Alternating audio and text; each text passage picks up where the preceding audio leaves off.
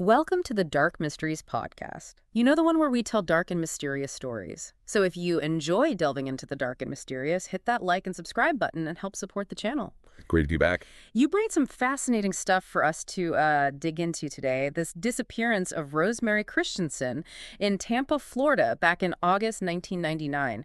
It's a story that just kind of grabs you from the get-go. You've got articles, investigative reports. And a lot of twists and turns. Exactly. So let's try to trace the events, see what the investigators found, and, ultimately uncover what happened to her. What do you say? Absolutely. Let's dive in. It's always so interesting to see how these cases develop, how these small details, the inconsistencies, they start to build this bigger picture. It's the tiny things sometimes, isn't it? Like, okay, picture this. August 26th, 1999, Tampa, Florida. We've got Rosemary Christensen, 43 years old, a real estate agent. She finishes a property showing around 5 in the evening. She talks to a coworker briefly on the phone. And that's it. Last anyone hears from her. Gone. Vanished. Poof. It's the suddenness of it that's so striking. I mean, one moment, she's going about her day, everything seems normal, and then silence. Nothing. No indication of anything wrong in that last call. And then comes her husband, Robert Glenn Temple, right into the center of this whole thing. He says he saw her at their condo that evening, claims she left between 6:30 and 7 to meet someone he didn't know. And she just never came back, according to him. At least that's what he said initially. Right. But here's the thing. The very next day, August 27th, he's off to Decatur, Illinois, with his girlfriend, Leslie Stewart. They're going to visit family, he says. He even mentions trying to call Rosemary, but no answer. Doesn't that seem a little, off? It definitely raises some eyebrows. I mean, if your spouse disappears, your first instinct wouldn't be to just pack up and leave town, would it? Especially less than 24 hours after they were last seen. You'd think there'd be a little more, urgency. Right, you'd be frantic, trying to find them, not heading off on a trip. And get this, it wasn't even Temple who reported her missing. It was her coworkers. They called the Pinellas County Sheriff's Office on August 30th. 4 days later. Wow. 4 days, because she didn't show up for work. Doesn't that tell you something? Oh, it speaks volumes. Almost like he was trying to buy time, create this impression that everything was fine before he left. Like he was trying to cover something up. Yeah. Now, fast forward a bit. The investigators finally get into the Christensen's condo, and, what they find is disturbing, to say the least. A freshly painted bedroom wall, a torn-up carpet, and get this, they find traces of blood in an incense box of all places. Classic signs that something bad happened, someone trying to hide something. I mean, who paints a wall and rips up a carpet after their wife just, goes out to meet someone? And that blood, not just anywhere, but hidden away, that screams foul play. It just doesn't add up. And here's another piece of the puzzle. Rosemary's car is still parked outside the condo. If she went to meet someone, why wouldn't she take her car? Yeah, why walk? It doesn't make sense. Unless she never left at all. Now, the investigation starts digging a little deeper, and they uncover some interesting details. Rosemary had apparently consulted a divorce attorney just before she vanished. Oh. And she was talking to some guy in South Carolina online. That throws a new wrinkle into things. Could she have run off? Started a new life? It's a possibility. Maybe Temple was right, and she did leave with this other man. Maybe. But then you look at the physical evidence in the condo, it doesn't quite fit, does it? And then there's this. The morning after Rosemary disappears, Temple and his girlfriend, they go to Walmart in Largo, Florida. The credit card records show they spent over $70 on cleaning supplies, painting materials, large trash bags, and a storage container. What do you make of that? That's a pretty damning shopping list. The cleaning supplies and paint match what they found in the condo. Right, and those trash bags in the storage container. Makes you wonder what they were trying to get rid of. Evidence. Maybe even Rosemary herself. It's chilling. And here's where things get even more complicated. Investigators start looking into Temple's past, and what they uncover is a huge red flag. Back in 1974, he pleaded guilty to involuntary manslaughter. Involuntary manslaughter. What happened? The death of his then-girlfriend's 18-month-old son.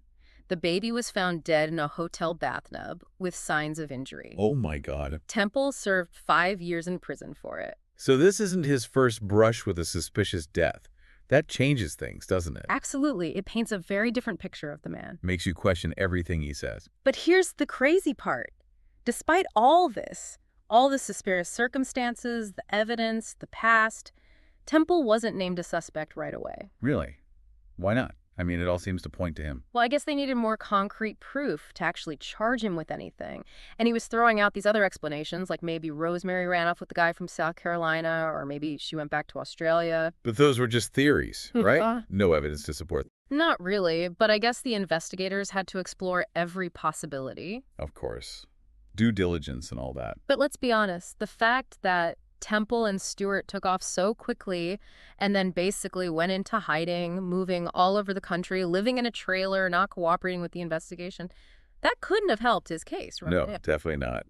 Running and hiding never looks good. Just adds to the suspicion, makes it seem like they had something to hide. And then, after nearly a decade, a huge break in the case.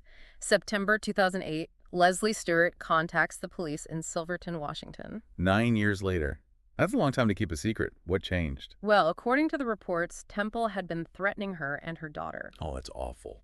It seems that fear for her daughter's safety was what finally pushed her to come forward, but she didn't just tell the police about the threats. She confessed that she believed Temple had murdered Rosemary back in 1999. Wow. So she knew all along. Apparently so. And what she described was truly chilling. She said she went to the condo after Rosemary disappeared and found her body in a pool of blood. Oh my God. Temple told her that Rosemary had attacked him with a knife and that her death was an accident, that it happened during a struggle. Stewart claimed he forced her to help him clean up the crime scene and bury the body on her father's property. That explains the cleaning supplies, the paint, the storage container. It all fits. It does, doesn't it? A horrifying puzzle that was finally starting to come together. And after all this time, they actually found Rosemary's body. They did. On September 8th, 2008, just days after Stewart contacted the police, she led investigators to Rosemary's remains. They were buried in a storage container in a wooded area in Pinellas County, Florida, just as she described. So after 9 years, Rosemary finally got to come home. That's got to be some closure for her family, although I can't imagine the pain of it all. It's a bittersweet ending for sure.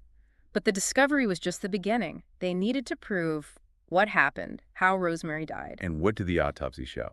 It confirmed that she had been stabbed multiple times. The cause of death was sharp force trauma. So Temple's story about a struggle, about her falling on the knife, that wasn't true. The forensic evidence contradicted his version of events. You see, Rosemary's sweater had 3 distinct slits. 3. Not one, which you might expect from an accidental stabbing. So he stabbed her multiple times. It was no accident. Exactly. And just days before Rosemary's remains were found, Temple was arrested in California on unrelated charges, but it was enough to hold him. And then, on September 10th, 2008, he was officially charged with first-degree murder in Rosemary's death. So it all finally caught up with him? It did. And Leslie Stewart, in exchange for her testimony, received immunity. I guess they needed her to make the case against Temple. Absolutely. Her testimony, along with the physical evidence, was crucial. So what happened to Temple? Was he convicted?